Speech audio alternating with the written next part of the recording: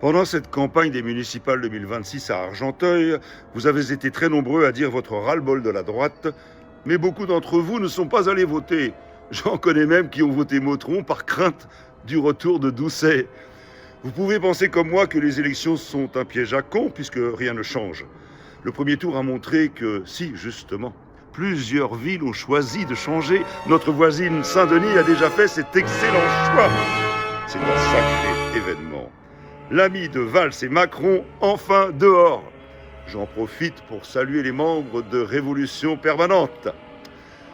Pour ce deuxième tour, nous avons fusionné avec la France Insoumise pour battre la droite. Laquelle droite n'hésite pas à racler les fonds de poubelle pour garantir ses privilèges. Ils sont morts de trouille. La situation est catastrophique. On va perdre nos maisons. Ils vont faire des cantines halal. Ils vont supprimer les fast-foods halal. Ils vont augmenter les impôts. Ils vont désarmer la police. Même pas. Ils vont manger les chats. Dernier coup foireux du calife, publier une condamnation de notre candidat pour ancienne violence conjugale. Le gars a assumé, suivi le parcours de justice réparatrice, démontré sa réinsertion et sa volonté de changer. Mais ça ne suffit pas. Les moralistes veulent le condamner une seconde fois.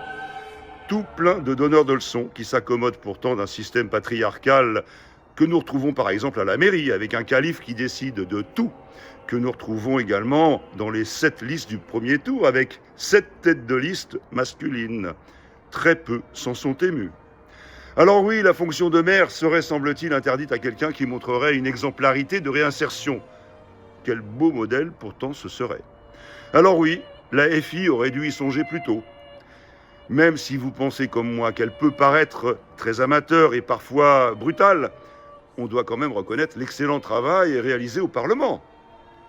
Allez voter dimanche pour la liste de toute la gauche rassemblée, nous, les Argenteuillais, qu'on n'entende plus parler de ces incompétents qui se croient tout permis depuis 25 ans.